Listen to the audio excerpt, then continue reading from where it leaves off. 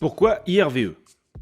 Vous souhaitez vous positionner sur le marché de l'installation des bornes de recharge de véhicules électriques, qu'on appelle aussi IRVE pour infrastructure de recharge des véhicules électriques. Or, depuis 2017, pour tout IRVE d'une puissance supérieure à 3,7 kW, la qualification est obligatoire. Elle offre également à vos clients une preuve de compétence pour l'installation, la maintenance des bornes et l'étude de conception. Étape 1, la compétence. Le décret de 2017 impose la désignation d'un référent technique. Il peut s'agir d'un salarié ou du gérant. Dans le dossier, il faut prouver deux éléments. D'abord sa compétence d'électricien, c'est-à-dire son niveau de formation et le nombre d'années d'expérience professionnelle. Vous devez joindre au dossier son diplôme ou, s'il est autodidacte, un CV. Selon son niveau de formation, le nombre d'années d'expérience professionnelle exigé varie. Enfin, son habilitation.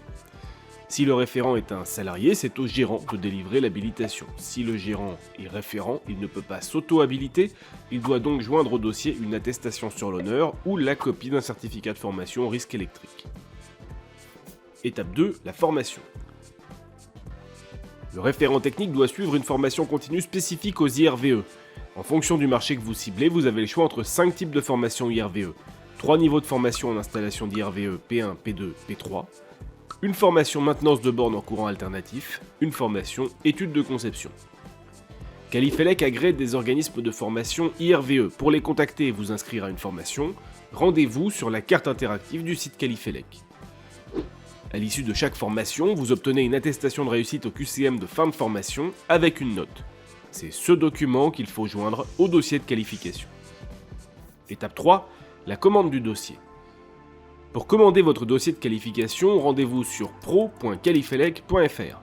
En fonction des formations suivies et des chantiers que vous avez réalisés, vous choisissez l'indice ou les indices pour lesquels vous souhaitez être qualifié. Il faut 2 références de chantier par indice pour obtenir la qualification. Si vous n'avez pas assez de références de chantier, vous avez la possibilité de sélectionner des indices probatoires. La qualification probatoire est valable 2 ans, à l'issue desquels vous devrez présenter les références de chantier. Des indices probatoires et non probatoires peuvent être combinés.